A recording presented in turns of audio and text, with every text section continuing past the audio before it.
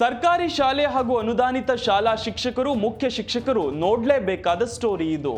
ಎಸ್ಎಸ್ಎಲ್ಸಿಯಲ್ಲಿ ಇನ್ಮುಂದೆ ಶಾಲೆ 60% ಕಡಿಮೆ ಫಲಿತಾಂಶ ಕೊಟ್ಟರೆ ಆ ಶಾಲೆಯ ಶಿಕ್ಷಕರಿಗೆ ಇನ್ಕ್ರಿಮೆಂಟ್ ಸಿಗಲ್ಲ, ಪ್ರಮೋಷನ್ ಕೂಡ ಕಟ್. ಶಿಕ್ಷಕರ ವಾರ್ಷಿಕ ಬಡ್ತಿ, ವೇತನಾನುದಾನ, ಶಾಲೆಯ ಅನುದಾನವನ್ನೇ ತಡೆಹಿಡಿಯಲು ರಾಜ್ಯ ಸರ್ಕಾರ ಕ್ರಮಕ್ಕೆ ಮುಂದಾಗಿದೆ. ಅಂದಹಾಗೆ ಎಸ್ಎಸ್ಎಲ್ಸಿ ಫಲಿತಾಂಶದ ಕುಸಿತಕ್ಕೆ ಸಿಎಂ ಸಿದ್ದರಾಮಯ್ಯ ಚಾಟಿ ಬೀಸಿದ್ದಾರೆ. ಶಿಕ್ಷಣ ಸಚಿವ ಮಧು ಬಂಗಾರಪ್ಪಗೆ ಪ್ರಸಕ್ತ ವರ್ಷ ಎಸ್ಎಸ್ಎಲ್ಸಿ ಫಲಿತಾಂಶದಲ್ಲಿ 75% ಸಾಧಿಸುವ ಗುರಿ ನೀಡಿದ್ದಾರೆ. ಈ ಬೆನ್ನಲ್ಲೇ ಶಿಕ್ಷಣ ಇಲಾಖೆಯು ಶಿಕ್ಷಕರ ಮೇಲೆ ಗದಾ ಪ್ರಹಾರಕ್ಕೆ ಮುಂದಾಗಿದೆ. ಕಳೆದ ವರ್ಷ ಎಸ್ಎಸ್ಎಲ್ಸಿ ಪರೀಕ್ಷೆಯಲ್ಲಿ 60% ಕಡಿಮೆ ಫಲಿತಾಂಶ ಪಡೆದ ಅನುದಾನಿತ ಶಾಲೆಗಳಿಗೆ ನೋಟಿಸ್ ನೀಡಿ ಕಾರಣ ಕೇಳಲು ಮುಂದಾಗಿದೆ. ವಿಷಯವಾರು 60% ಕಡಿಮೆ ಫಲಿತಾಂಶ ಬಂದ ಶಿಕ್ಷಕರಿಗೂ ಕೂಡ ನೋಟಿಸ್ ನೀಡಿ ಕ್ರಮ ಜರುಗಿಸಲು ಮುಂದಾಗಿದೆ.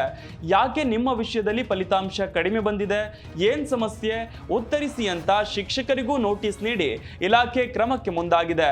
ಎಸ್ಎಸ್ಎಲ್ಸಿ ಪರೀಕ್ಷೆಯಲ್ಲಿ 60% ಕಡಿಮೆ ಫಲಿತಾಂಶ ಬಂದಿರುವ ಸರ್ಕಾರಿ ಶಾಲಾ ಮುಖ್ಯ ಶಿಕ್ಷಕರಿಗೆ ಇಲಾಖೆ ನೋಟಿಸ್ ಜಾರಿ ಮಾಡಿದೆ. ಎಲ್ಲಾ ಸೌಲಭ್ಯ ನೀಡಿದ್ರೂ ಫಲಿತಾಂಶ ಕಡಿಮೆ ಬಂದಿದೆ, ನಿಮ್ಮ ಮೇಲೆ ಯಾಕೆ ಕ್ರಮ ತೆಗೆದುಕೊಳ್ಳಬಾರದು ಅಂತ ನೋಟಿಸ್ನಲ್ಲಿ ಪ್ರಶ್ನಿಸಲಾಗಿದೆ. ನೋಟಿಸ್ಗೆ ಉತ್ತರ ಕೊಟ್ಟ ಬಳಿಕ ಅಂತಹ ಶಾಲಾ ಮುಖ್ಯ ಶಿಕ್ಷಕರ ವಿರುದ್ಧ ಕ್ರಮ ತೆಗೆದುಕೊಳ್ಳುವ ಎಚ್ಚರಿಕೆಯನ್ನು ನೀಡಲಾಗಿದೆ. ಇನ್ನು ಖಾಸಗಿ ಅನುದಾನಿತ ಶಾಲೆಗಳ ಮೇಲೆ ಕಠಿಣ ಕ್ರಮಕ್ಕೆ ಇಲಾಖೆ ಮುಂದಾಗಿದೆ. 60% ಕಡಿಮೆ ಫಲಿತಾಂಶ ಬಂದಿರುವ ಶಾಲಾ ಶಿಕ್ಷಕರು ಸಂಸ್ಥೆಗಳ ಅನುದಾನವನ್ನೇ ಕಡಿತ ಮಾಡುವ ಆದೇಶವನ್ನ ಶಿಕ್ಷಣ ಇಲಾಖೆ ಹೊರಡಿಸಿದೆ. ವಿಷಯವಾರು ಫಲಿತಾಂಶ ನೋಡಿ ಶಿಕ್ಷಕರ ವಾರ್ಷಿಕ ಬಡ್ತಿ, ವೇತನಾನುದಾನ ತಡೆಗೆ ಸರ್ಕಾರ ನಿರ್ಧಾರ ಮಾಡಿದೆ. ಬಿಇಒಗಳು ಎಲ್ಲವನ್ನು ಪರಿಶೀಲಿಸಿ ಆಯುಕ್ತರಿಗೆ ವರದಿ ನೀಡಬೇಕು ಅಂತ ಸೂಚಿಸಲಾಗಿದ್ದು, ಶಿಕ್ಷಣ ಇಲಾಖೆಯ ನಡೆಗೆ ಕೆಲವು ಶಿಕ್ಷಕರಿಂದ ವಿರೋಧವೂ ವ್ಯಕ್ತವಾಗ್ತಿದೆ.